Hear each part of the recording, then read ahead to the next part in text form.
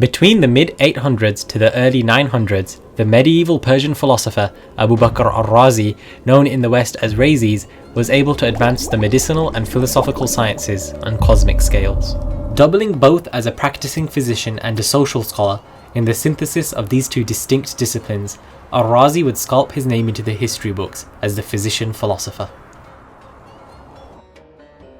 As his name indicates, Al-Razi, meaning of Ray, was born in the town of Shahr-e-Ray in 854 CE, a settlement which was formerly an important transit point on the Great Silk Road and has now been soaked up into the modern metropolis of Tehran. A boy with much ambition, Al-Razi would spend much of his time outside the Persian city, straying from the familiar Petrus steppes of the Zagros into the fertile crescent of the Levant. While an ample portion of his life was decorated with travel, exploring new and foreign lands, it was Al-Razi's industrious journey to wisdom which preoccupied the majority of his time. The limited resources that we possess on our physician-philosopher inform us that he was a man of great kindness and welfare, but also a man of practicality and innovation. As a physician, he would often treat his poorer patients for free, and even wrote a handy medical guide for them named "For Those Who Have No Physician Present." It is also said that he was a man who was heavily distressed by witnessing people and animals in pain, partly the reason as to why his interest in medicine and philosophy heightened, viewing them as disciplines with the goal of curing the physical and spiritual illnesses of both man and beast, respectively. In his quest for knowledge, Al-Razi wandered the wondrous city of Baghdad, the capital of the Umayyads, Damascus, and also visited the ancient Oases of Egypt.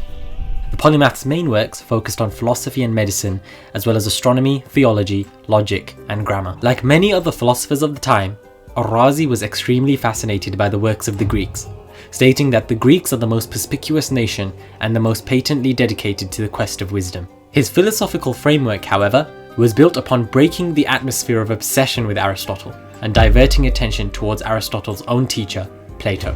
Much to the horror of his philosophical colleagues, he went on to refute many of Aristotle's ideas, while defending doctrines of philosophers opposed to Aristotle, such as Democritus, including, interestingly, his theory that the universe was made of tiny, indivisible atoms, a theory much in sync with modern particle physics. His gifted talent and rich knowledge in medicine would allow him to serve as the esteemed head physician in the hospital of his native town before the age of 32, and later as the head of the main hospitals in Baghdad and Mur. Al-Razi was a man who loved to show off his intellect in both the humanities and natural sciences. After being tasked with the operation of building a new hospital, Al-Razi, to the bewilderment of the officials at the time, ordered that sacks of meat be brought to him. He then proceeded to hang up the meat in various locations of the city, and where the meat rotted the slowest would be the location where the new hospital would be constructed. As he would work as the chief physician within the great hospitals of Ray and Baghdad, Al-Razi gained the valuable experience that would cement him as the greatest clinician of the medieval period. He went on to author the first book which accurately described smallpox and measles, the first of its kind.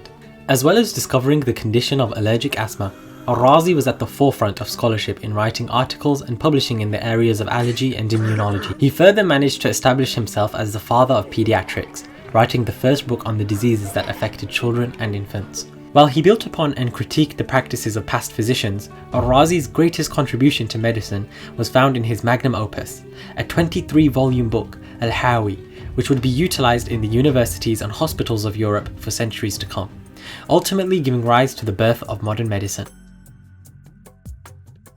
Al-Razi was a man who advocated that human beings ought to think and experiment for themselves, who rejected the concept of blindly submitting to those in authority, and also heavily criticized many of the figures he himself was inspired by, such as Galen and Plato.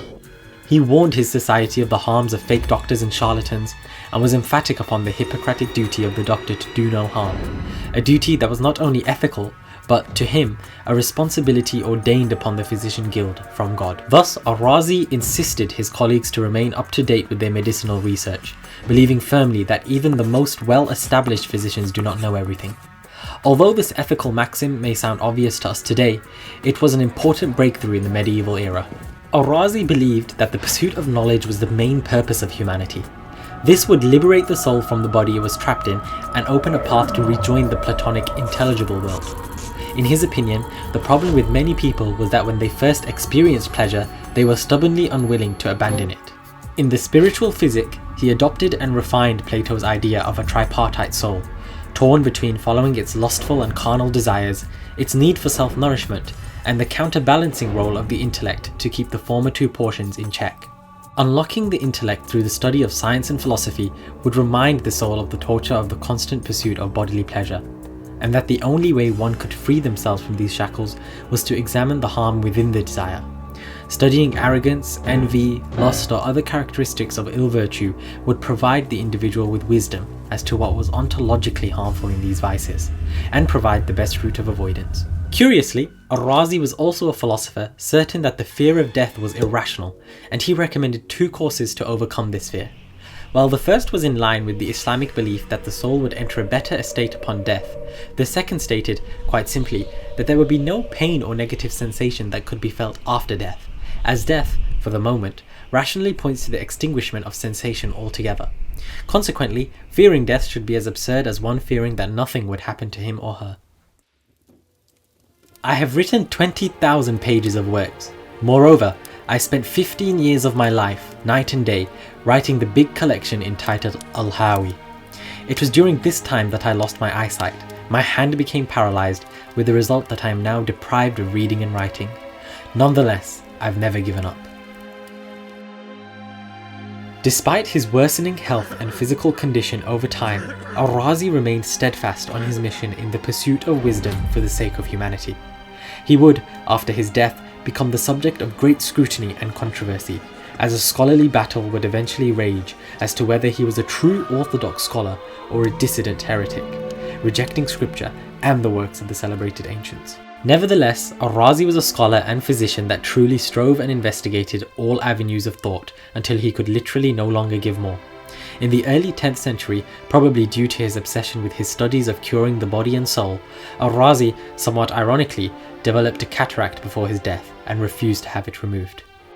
Along with his revolutionary works across nearly all fields of natural science and philosophy, the physician-philosopher departed us with the statement that he had already seen too much of the world to want to see more.